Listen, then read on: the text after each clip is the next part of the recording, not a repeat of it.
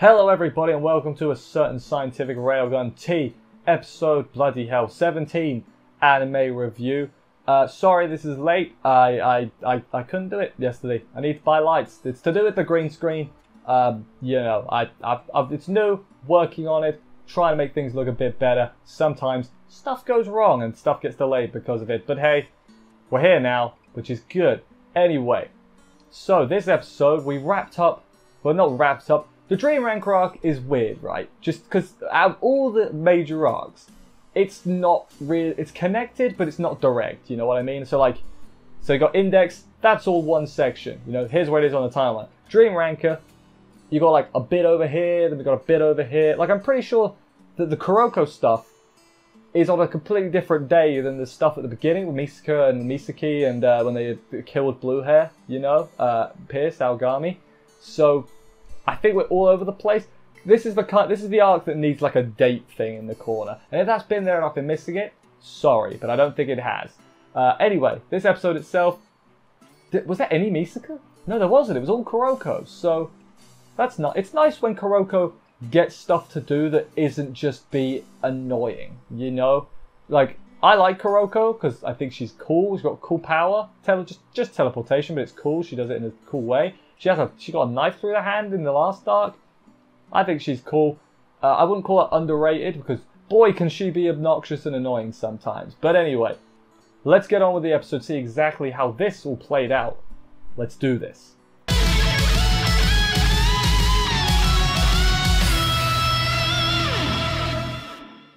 We begin with that kid. That kid didn't write his name down, whatever. It doesn't matter, you know the kid I'm on about. He's on about how you can't change fate and everything. But Kuroko can. Why can Kuroko change fate? Well, they do offer a sort of, a theoretical explanation. So, the kid's ability is, it uses three-dimensional something. Basically, the key here is 3 dimensions.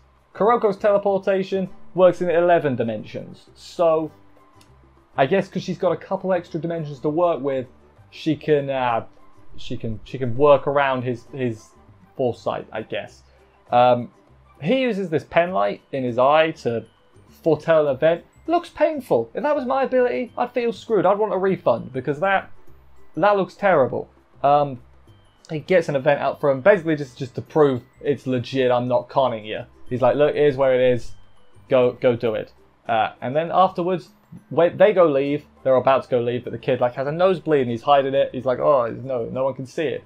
Even though it's very clear, he's not hiding it very well at all. It's just that the girls are a bit distracted by, you know, potential life-threatening incident happening a few blocks away. What is that incident, I hear you ask? Well, some stupid kid, and don't tell me it wasn't, was climbing on a tree, climbing across a branch to get their hat. Their hat obviously blown off their hair, got stuck in a tree.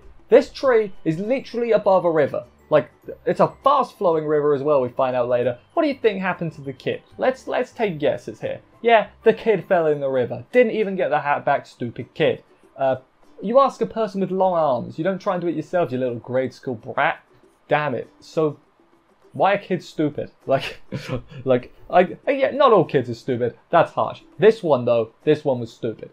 So yeah, Kuroko saved her and everything. And the kid, our kid, good kid, the smart kid, the guy with the ability, let's call him that. He wants to help out Judgment, basically. Hey, you can solve incidents before they occur. That's good. And that's basically what happens. We get a little montage of that. Kuroko, some guy was cheating on his girlfriend, and she, in response, tried to stab him in the middle of the street. That's less good. Don't stab people. Don't stab people at all. I was gonna say in the middle of the street. Just don't do it. It's not good. And she's like, look, I get it. He sucks. He's an asshole. But don't kill him, man. Also, the person he was cheating on her with obviously had no clue about it because then she's beating the crap out of him while Kuroko's comforting the other one. And I think the kid is like, you might want to stop that. He might actually die. Other stuff happens as well. I haven't wrote them all down. Crocodile, there was a thing with a crocodile, I remember. I think that's the image I used for the background. So yeah, Kuroko solving loads of things, right? So the news, then, we go to the news, they're watching the news on a big screen. The news is talking about the mass unconscious incident which, if I remember right, is on the 30th of September. It's the index to the bit with Vento at the front and that, when she knocks them all out. So, I thought the Kuromitsky stuff was just after the Heisei Festival.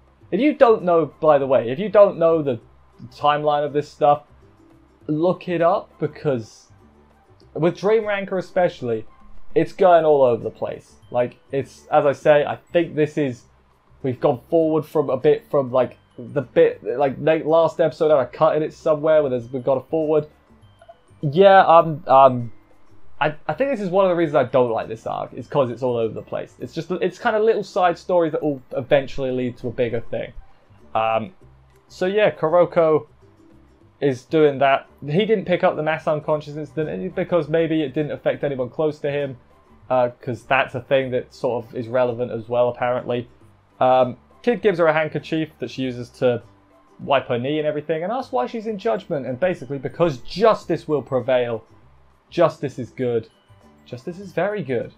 He's got another case to deal with. However, this time Kuroko noticed his nosebleed. Not nosebleed, he was just pale. You know, notices, hey, there's something wrong with this kid every time that he uses the ability. Maybe we should stop making him use it so much. That would be nice for the kid. I don't know why I said that so fast, but I did. 2 incidents right next to each other in a park. So that's a thing that's happened. They reckon could be a fire because that's relevant, because he saw a fire in his picture vision. Picture vision? Picture vision. Gotta get help from other judgment, because this is a big ass deal. You know, Konari was there, and other people too. Did you know Konari was anime original? I probably said that before in this review series, but yeah, Konari, anime original character apparently. If that's wrong, blame the internet. It's not my fault. So yeah, that happens. Checking everyone who comes into the park, everything like, are you dangerous? No. And then Konari uses a X-ray vision. It's like, this one is telling the truth. He is not dangerous. He has a PS Vita in there. And there's nothing dangerous about a PS Vita, except maybe. I can't think of a joke. Sorry, that was bad. I thought I had something, didn't. Kuroko gets a cool eyepiece to help her figure things out. It's hacked into the satellite because Ueharu just hacked into the satellite because that's what she does. She just hacks into things for fun, which, fair enough. Isn't she like 12? Like, I get, you know, Index especially. I was going to say anime, but Index, no, Ueharu especially. Very, people's ages don't matter, is basically what I'm going with this. People could say, like, oh, they're 10, and it's like, they look 33 and they act 47, you know? It's not important at all. Like, oh yeah, that one's 12. It's like she's killed literally 20,000 people. Just, you know, doesn't make sense. Well, I mean, it does make sense. In the world, it makes sense. I'm talking if we apply it to real world, doesn't make a lot of sense. But that's what fiction is, damn it. Cherry blossoms are out, which is kind of weird, right? Because it's August. It's September. It's just turned October. I'm trying to get my dates right, god damn it. So yeah, it must have just turned October. So that's weird. Cherry blossoms aren't out in October. You know, because in all the anime, right? The slice of life school anime, cherry blossoms, they always like Clanad, right? It's April when they start. There's cherry blossoms there then. That's how you know. That's probably the reason I know. Like, it's just slice of life anime. It's like, ah, April. I get it. So yeah, then that's weird, but they don't really put too much on it. Kid gets 2 more predictions, and he's like, here you go, Kuroko. And he just passes out in front of her. That's less than good. Kid, what have you been doing? What have you been taking? You've been taking that level up and stuff? Don't be doing that. That's bad for you. You know, that's not what it was, though, unfortunately. That's not what it was, is what I was trying to say. Nothing unfortunate about it, fortunately. The doctor, the same one. Does Academy City have more than one doctor? Because every incident seems to get sent to this doctor. I get that he's a recurring character. But I'm logistically speaking, how? How is this possible? This doctor is, he'll have to stop using the ability. He says to the kid, stop using your ability, or you might die. So, that's a good reason to stop it a little bit, right? Some girl, let me get his backstory, I guess. Some girls were picking on him for just being dicks. Like, okay, yeah, kids are assholes, but come on, why? And this guy has a cute dog. And as soon as I see a cute dog, I'm like, don't do anything to the dog. Like cute animals and bullies are just like, oh no, you know, I get very nervous because it's like, oh, you're gonna kill the dog, aren't you? That's not what happens, thankfully. He wants to use his power to help people. That's an admirable goal. Well done. He got prediction for the mean girl, that the mean girl would get in an accident or an incident, whatever it was, and tells her about it. And he's like, okay, we'll do what we can to stop it. And then it just cuts to her, like, 7 broken limbs. I don't know where she got the extra limbs from, but they're broken too. And she's like, I hate you, it's your fault. Basically blaming him.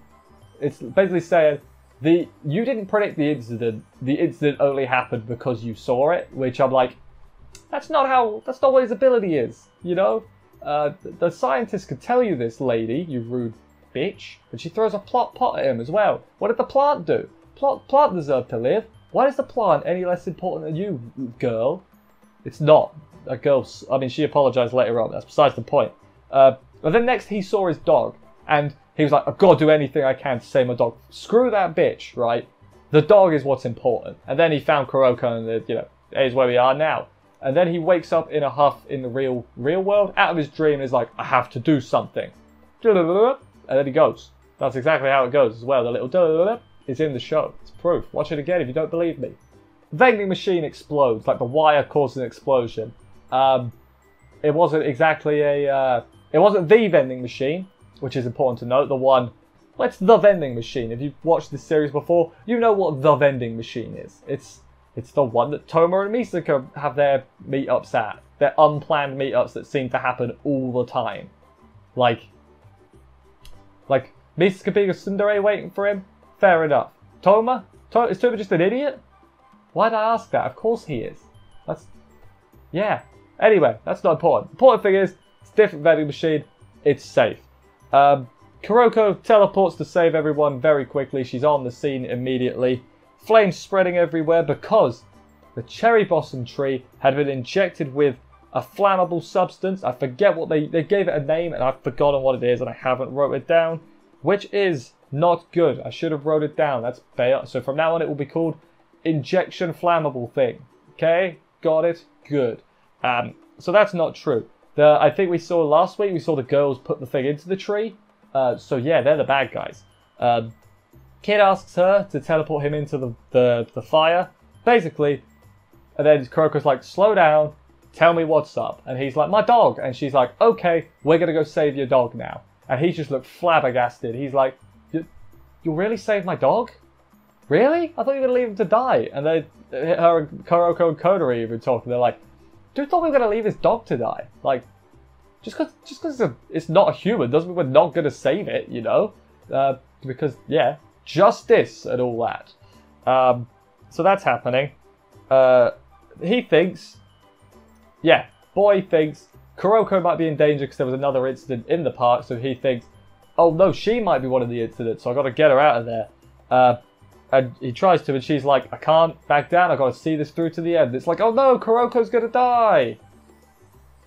No, nobody thought that.